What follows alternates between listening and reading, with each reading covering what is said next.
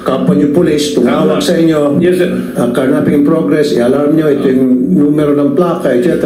Agad-agad i-alarm niyo. Pero pag civilian po, tumawag sa inyo over the phone, huwag po i-alarma. Binabalidate in fact sa text 2920 natin before, sir, di ba? Kasama yan mga kanyang complaint. Pinapabalidate, sir, sa lower unit kung may mga ganun insidente. Wait a minute, since nagkaroon natin ng earthquake, and I believe we have to suspend muna kasi baka magkaroon ng aftershock. We have to address that right here, right now. Hindi po yung magsasalita ka lang na basura, tapos hindi pa ako na inform. Come on, you should be on top of this. Now,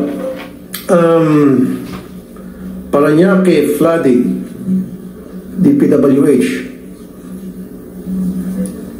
Ano nangyari po yung sa baha sa Parañaque noong May 12? Severe flooding in hit barangay Moonwalk in Parañaque on May 12, reaching chest deep in some areas. Akala ko pa billion ginagastos natin sa flood control, and yet dito sa Parañaque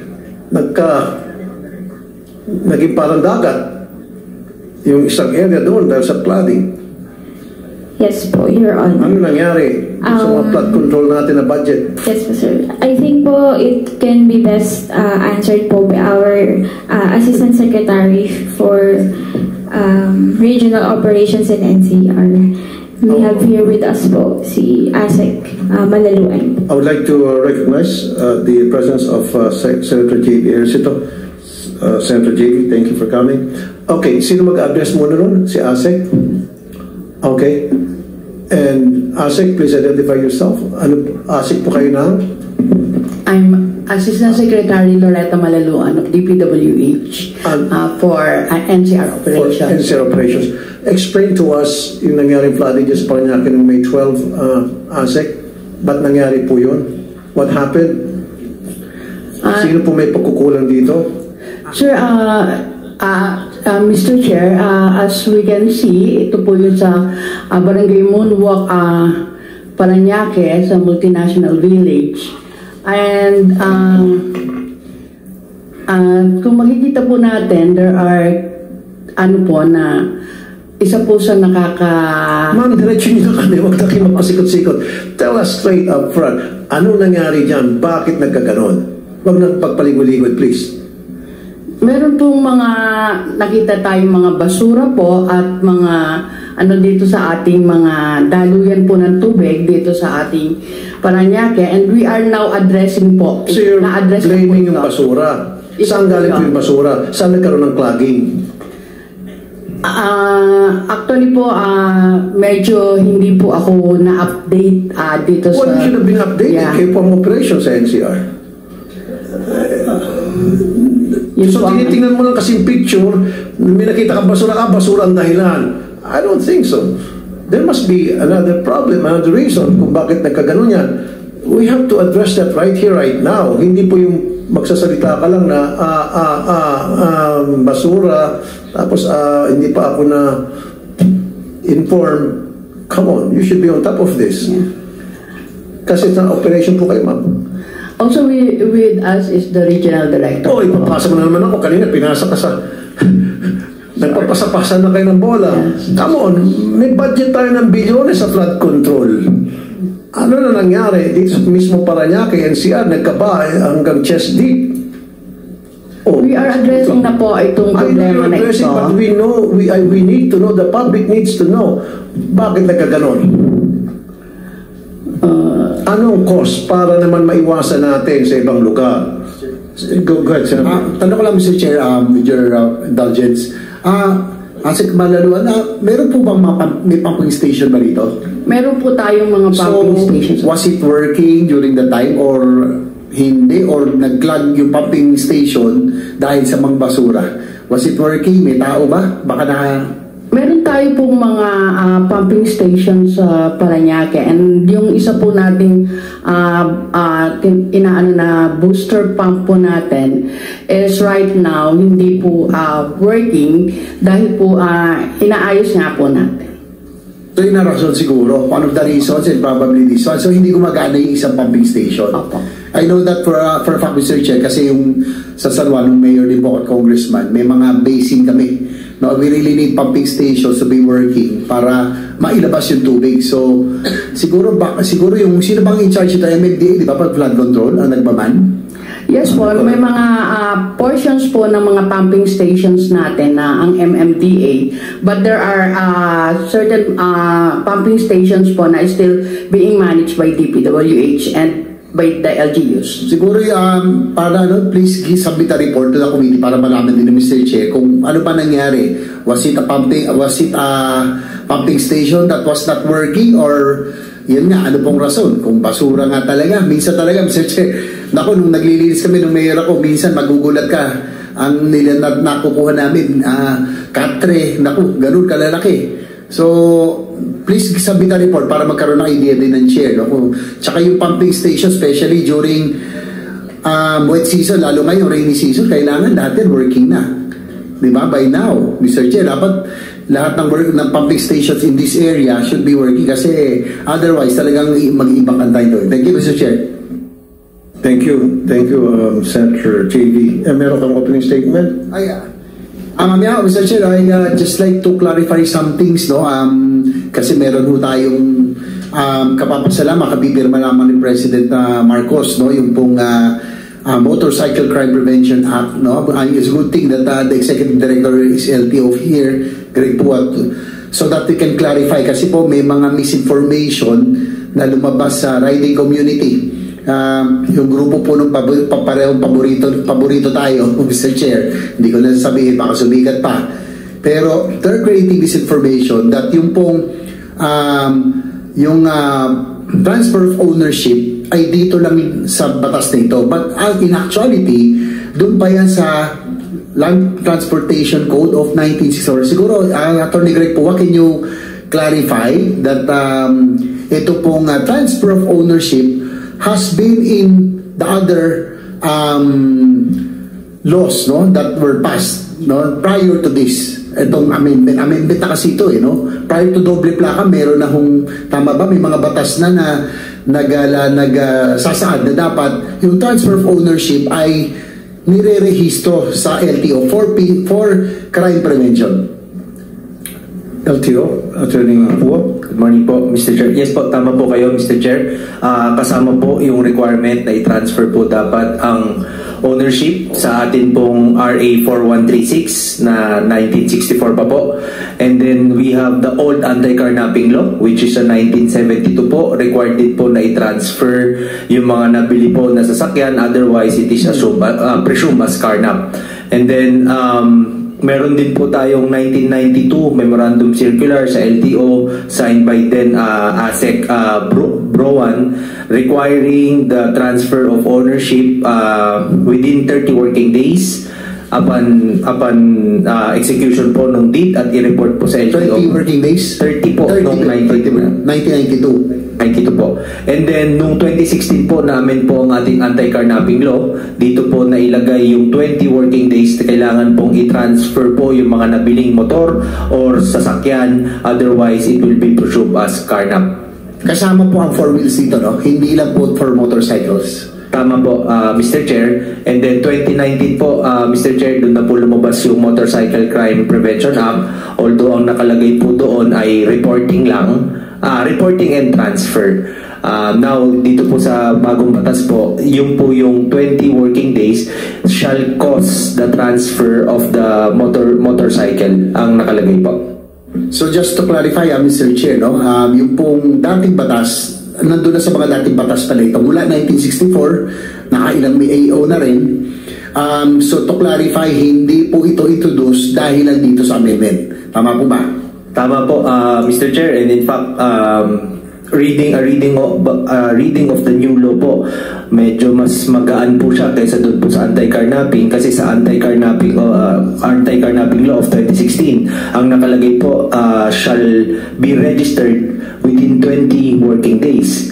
Ang nakalagay po dito sa 12209 which napag-usapan po dito sa Senado shall cause the transfer within 20 working days. So yung shall cause po, isimulan mo pero hindi, because we know for a fact that they are outside the control of the buyer, you po shall cause the transfer within 20 working days ang nakalagay po.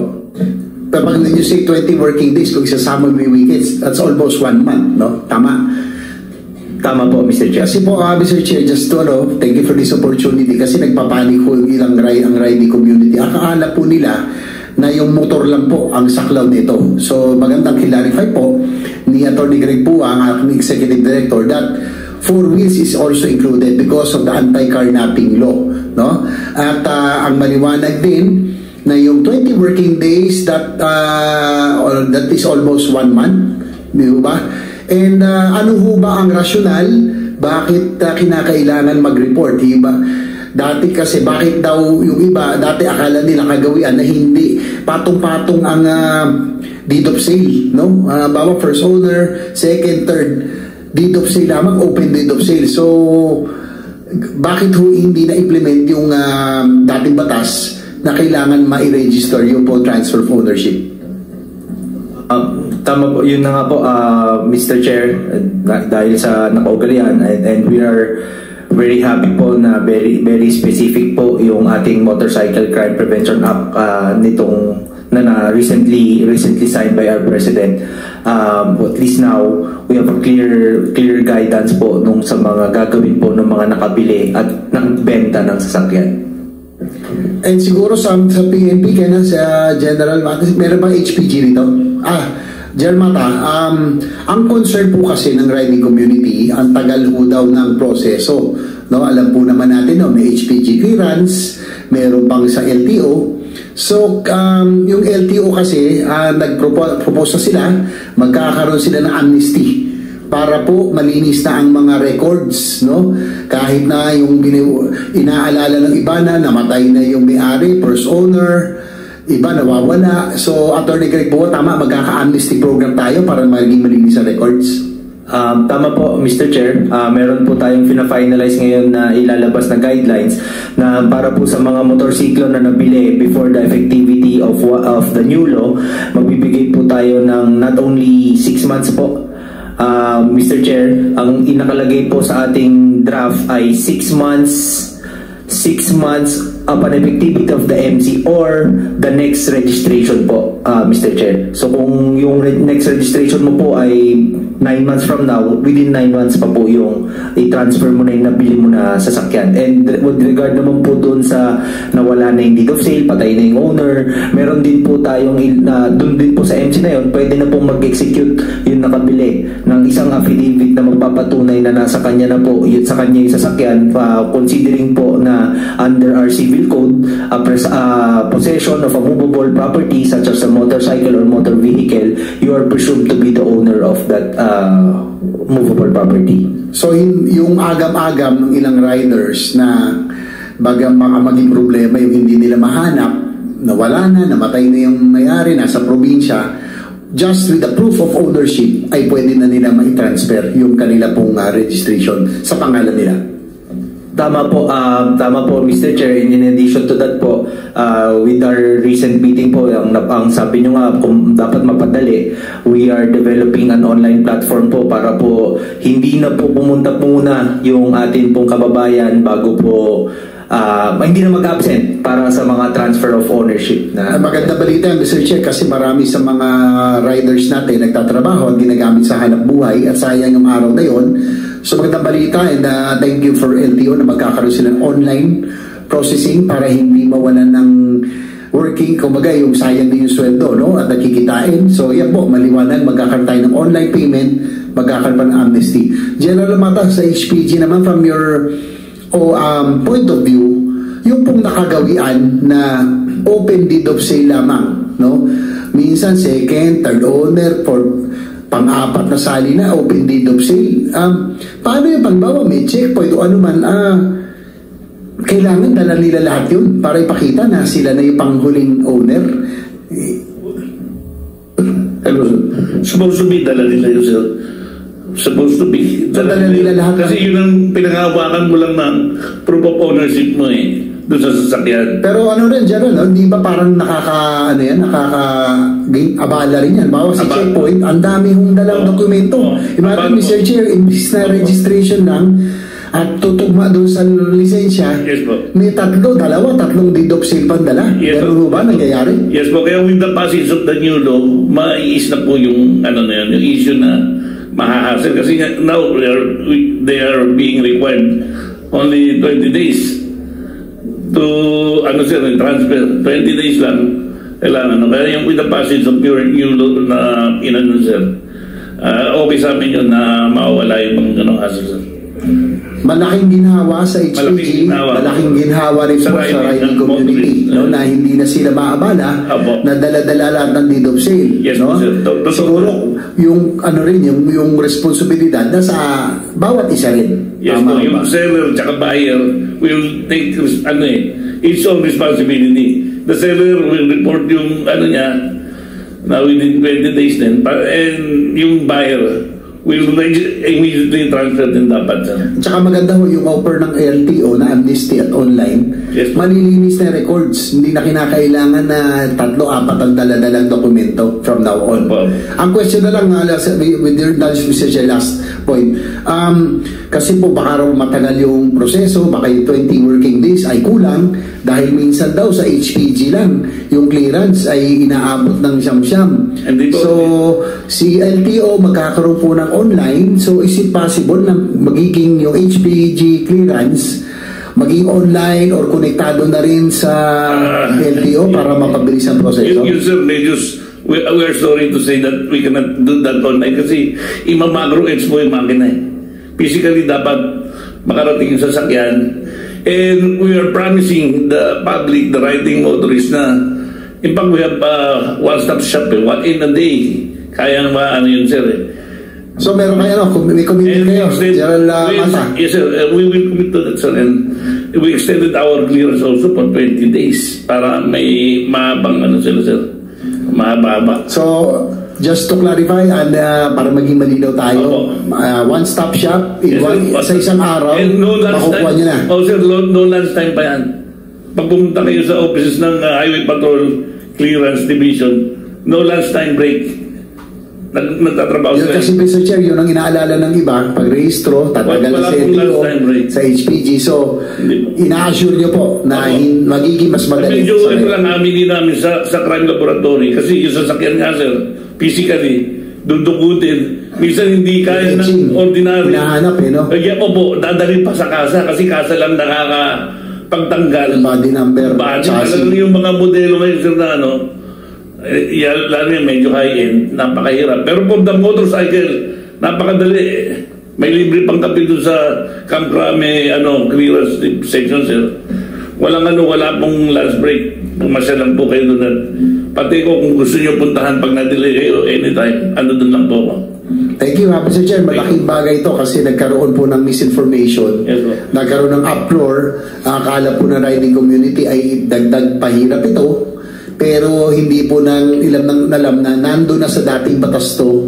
Ngayon po inaayos natin with amnesty, Mr. Chair, with the online services, with the one-stop shop, ay malilinis na po ang records. No? In the long run, yung abala, mababawasan na rin po. It's for the good of everybody. Minsan kailangan natin yung makakabuti sa buong society rin. No? Hindi lang po yung para sa atin. So, thank you, Mr. Chair. In addition, sir, additional security pa ng mga nagbenta yan Kasi when the vehicle is used in crime, sila ang unang mga katog Sila ang unang ipupurso ng mga law enforcer. While for them, diligently, they submitted by the deed of sale to LTO para HPG for transfer. Mawawala yun. May eliminate yung ganong risk na i-happorso yung bahay mo with the involvement of the vehicle. Tama ba, no? Halimbawa, nangyari po yung Mr. Chair, open deed of sale, no? First owner, nakatatlong lipat, 4. Halimbawa po yung motor, di bali kung ma-involve po sa NCAP, pahuli o sa traffic violation, paano po kung nagamit sa krimen? Nakapatay po. Nakapatay. Sino po ang primary suspect at that time? yung person of interest, yung naka-registered ko na, sir. Yung first owner, Yung first owner. dahil hindi na-transfer. Yun ang nangyayari, Mr. Chair. Oo. Yung pong bawawa, kaya hindi naintindihan ng iba Opo. na yung po ang dati itong crime, motorcycle prevention, iniiwasan po natin na gamitin ang motor sa krimen at yung sila po ang maabala. No, na 3-4 na lipat, tapos wala kang kamuang-muang, na-involved, na ginamit yung motor mong naibenta sa krimen, ikaw ngayon na suspect, Mr. Chair. So, with this amendment, with this amnesty, with the HPG clearance online, at least malilipat na yung pong mga pangalan, malilinis na. Yun pong mangyari, Mr. Chair. Thank you. Thank you, sir. Maganda yan, nilinaw mo, Senator JV, kasi marami dyan papakalat ng fake news, nanggagatong, nagpapainit ng ulo sa ibang motorista. At least today it's been clarified. And yan, yung sa amnesty plus online, so that should at least mapalagay sa ayos, sa liwanag yung issue na matagal nang pinapainit ng, huwag natin sabihin, makasumikat pa nga. Sabi niya. Anyway, quick question lang sa HPG. Kasi we have this experience sa programa ko sa Monday sa radyo na ang tagal bago magpa-alarma sa HPG. Meron tayong tinatawag na voice alarm, sir. Madali lang po yun. Yung voice alarm 24 hours. Once ma-receive ng kapulisan yun, i-alarma talaga yun. Ngayon may mga kaukulang kasing dokumento na kailangan si reparnish nung nag-ano after 24 hours. Kaya tumatanggap kayo ng online alarma? Voice alarm, sabi nyo? Hindi, we term only that as voice alarm. Paano po yun? Pag yung may tumawag sa amin, radio sir, may ano kami rito na, I accept talaga ng pulis yun kasi... Pag pulis, pero pag civilian, hindi niya basta-basta accept. Baka mamaya, pwede gumagawa lang ng story at meron siya kagalit o ipaprank lang niya yung... Kasi kahit civilian sir, i-accept yun. I-accept yun para... Over the phone? Subject to validation. Over the phone, medyo... No, you should. No, you should not. You must not. No, delikado yun pag over the phone. Delikado talaga, sir. Pero, paano kung totoo rin naman? Paano kung hindi totoo? Kaya yun ang tinulog din, sir. No, sir. You must not accept. Dapat pumunta, yung sinabi ko... Dapat physically. Meron kasi, sa experience ko, umabot na ilang araw bago tanggapin yung alarma. Pero ngayon pala, pwede over the phone lang. Huwag, sir. Tingin yan, sir. Correction, sir. Kasi kung meron lang halimbawa yung si Juan, kagalit niya si Pedro, ipapalarma niya sa ni Pedro over the phone. Sige, okay, no problem. Through an officer, sir, over the phone, pag nag-request sa akin, police officer, siya ang garantor eh. Lalo na pag yung, winiwave ko, personally, nagpapakandak ako ng validation. Kasi, lalo na pag ang level ko director, hindi na naman i-release yung name niya na magpa-alarm sa akin na hindi totoo. Na-receive niya yung alarm, i-first receive yung... Kaya mga exception to the rule yun, sir eh. Ay mga ganun exception to the rule. Mag-aak ako kasi pag once hindi ako mag-aak, i-blame niya ako eh. Kung valid intelligence information na kidnapping in progress, ito yung plate number ng sasakyan, pwede, may initial information ka, pwede na yun ang basis mo. Pwede yun pag in progress, tapos kapwa niyo police, tumawag sa inyo, yes, sir. Kidnapping in progress, i-alarm nyo, ito yung numero ng plaka, etc. Agad-agad i-alarm nyo. Pero pag civilian po, tumawag sa inyo over the phone, wag po i-alarma. Binabalidate in fact sa text 2920 natin before, sir, di ba? Kasama yan mga ganyan complaint. Pinapabalidate, sir, sa lower unit kung may mga ganun insidente. Wait a minute, since nagkaroon natin ng earthquake and I believe we have to suspend muna kasi baka magkaroon ng aftershock. So notices and invitation for the next succeeding meeting will be sent accordingly. There being no other matters for consideration, thus hereby this hearing is hereby suspended. Tapos na?